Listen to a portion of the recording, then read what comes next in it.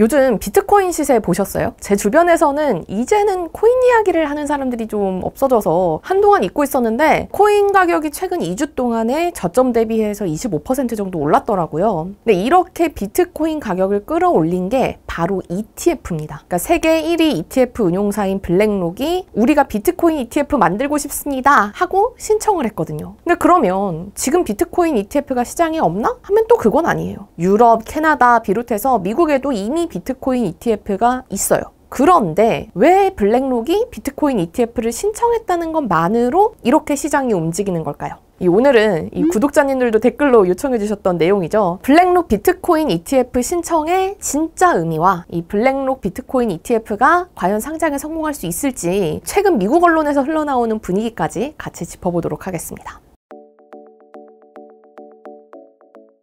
앞서 말씀드린 것처럼 이미 미국에는 비트코인 ETF가 있어요. 그것도 이미 2년 전에 상장했습니다. 심지어 스웨덴 스톡홀름 거래소에는 이미 2015년에 비트코인 상품이 ETN 형태로 상장을 했어요. 그런데 왜 새삼스럽게 블랙록의 비트코인 ETF가 지금 주목을 받는 걸까요? 기존 비트코인 ETF와 이번에 블랙록이 상장하려는 비트코인 ETF의 가장 큰 차이는 선물이냐 현물이냐 하는 겁니다. 그러니까 지금 시장에 상장해 있는 비트코인 ETF는요 모두 선물 ETF예요. 시카고 선물거래소에 상장한 비트코인 선물을 담아서 운용을 하는 거죠. 근데 이 선물이라는 건 정확히 비트코인을 사고 파는 게 아니라 비트코인의 미래를 사고 파는 거잖아요. 그러니까 간단히 예를 들어서 한 달 뒤에 비트코인을 5천만 원에 살 권리가 있다고 치면 한 달 뒤에 비트코인 가격이 5천만 원보다 높을 거다라고 예상하는 사람이 시장에 많으면 선물 가격이 높아지고 그보다 낮아질 거라고 생각하는 사람이 많으면 선물 가격도 낮아지겠죠. 그러니까 그렇기 때문에 선물 가격과 현물 가격은 결국 비슷하게 움직이기는 하지만 선물을 산다고 해서 당장 시장에서 비트코인 수요가 늘어나는 건 아니라는 겁니다. 그러니까 즉 정리를 하면 비트코인 선물 ETF가 그동안 많았고 그 ETF에 돈이 유입된다고 하더라도 운용사들이 비트코인을 직접 담는 게 아니라 미래에 비트코인을 살 권리를 담았기 때문에 비트코인 수요에 직접적인 영향을 주지는 못했던 겁니다. 그런데 이 아이쉐어즈라는 브랜드를 쓰는 ETF 시장 1위 사업자죠. 블랙록은요. 우리는 이번에 비트코인 현물 상품을 내놓겠다라고 했습니다. 이렇게 되면요. 이 블랙록 비트코인 ETF에 1,000억 원이 들어온다 라고 치면 블랙록은 비트코인 1,000억 원어치를 시장에서 사야 됩니다. 그러니까 그만큼 시장에서 비트코인 수요가 직접적으로 늘어날 수가 있는 거죠. 게다가 블랙록이 누굽니까? 이 아이쉐어즈 ETF 운용 자산만 2조 5천억 달러. 우리 돈으로 3,300조 원 정도예요. 이렇게 거대한 자산 운용사가 비트코인 ETF를 내놓으면 ETF 규모도 상당히 커질 가능성이 높겠죠. 그럼 어떻게 된다? 시장에서 블랙록이 비트코인을 사야 된다. 그러니까 비트코인 가격이 오를 거다. 라는 기대감으로 시장은 비트코인 가격을 쭉쭉 밀어 올리고 있는 겁니다.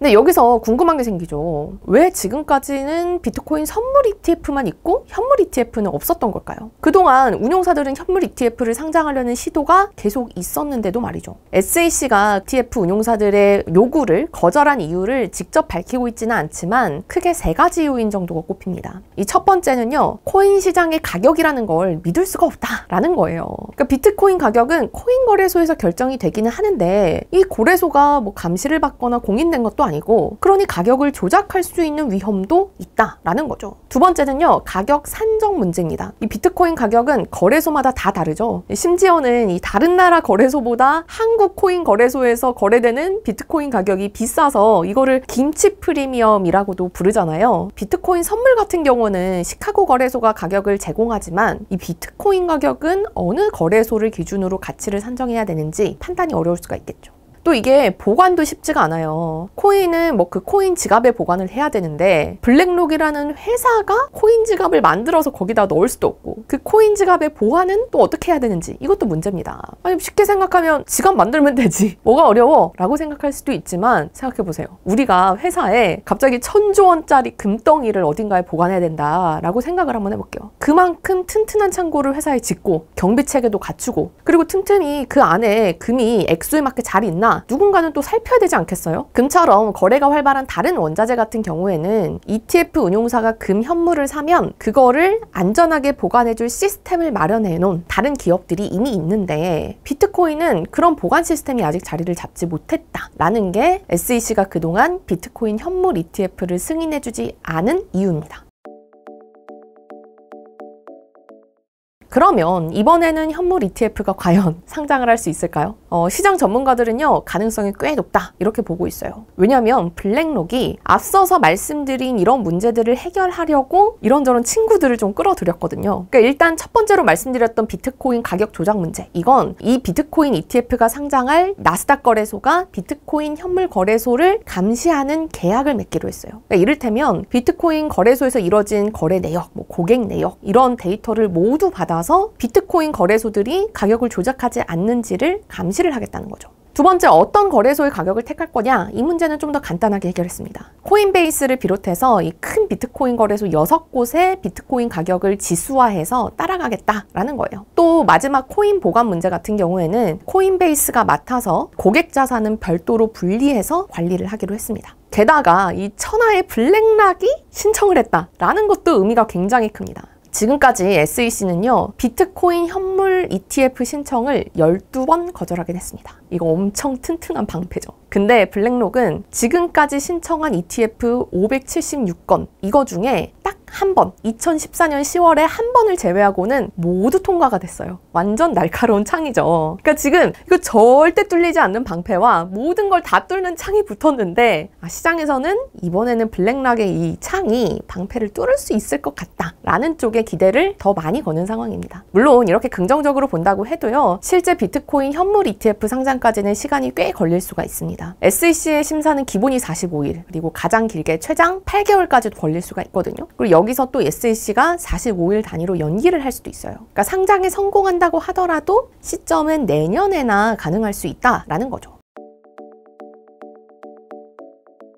코인 가격의 미래, 이건 아무도 모릅니다. 하지만 지금 비트코인 들고 계신 분들은 이 비트코인 현물 ETF가 상장을 하면 비트코인 투자 기반이 커지면서 장기적으로 비트코인 상승세를 이끌 수 있다라고 예상하고 있어요. 왜냐면 이미 선례가 있거든요. 이 비트코인과 자주 비교되는 금입니다. 최초의 금 ETF는 2004년에 상장했어요. 스파이더의 GLD라는 거죠. 근데 이 뒤로 금 가격 어떻게 됐는지 볼까요? 그 전까지는 금 가격이 좀 횡보하는 모습이었는데 금 ETF 상장 이후에 꾸준히 우상향해서 4배 넘게 올랐어요. 그러니까 그 전까지도 금이 안전자산이기는 했지만 보관도 어렵고 거래도 쉽지 않으니까 투자 수요가 그렇게 많지 않았다가 ETF로 거래가 쉬워지니까 거래가 늘면서 가격도 오른 효과가 있었던 거죠. 물론 ETF 출시 하나로 금 가격이 이렇게 올랐다라고 말할 수는 없지만 투자가 편해지면서 금 투자 수요가 늘어난 것만큼은 사실일 겁니다. 그래서 이 비트코인 투자하는 분들은 비트코인 현물 ETF가 상장하면 이와 비슷한 일이 코인 시장에서도 벌어질 수 있다라고 생각하고 있어요.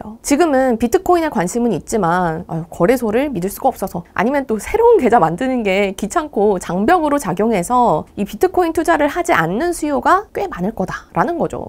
여기에 세계 1위 자산운용사인 블랙락이 비트코인을 투자 대상으로 어떻게 보면 인정 아닌 인정을 해줬다, 이런 의미도 있어서 이 실제 블랙락의 이 비트코인 현물 ETF 상장이 결정이 되면 비트코인 가격이 한 번 더 뛰어오를 수 있다라는 기대도 많습니다. 물론 진짜 이렇게 될지는 알 수는 없고요. 우리 주식할 때도 마법의 단어 항상 있죠? 선반영. 네, 제가 준비한 내용은 여기까지입니다. 내용 재밌으셨다면 댓글로 알려주시고요. 다음 영상 제안도 댓글로 언제든 환영입니다. 이 오늘 영상 내용은요, 한경닷컴에서 텍스트 기사로 정리된 버전을 깔끔하게 보실 수가 있어요. 이거 한번 로그인 해두시면 영원히 한경닷컴의 고품질 로그인 컨텐츠를 즐기실 수가 있습니다. 저는 다음에도 더 유용한 실전 재테크 영상으로 돌아오도록 할게요. 오늘 시청해주셔서 감사합니다.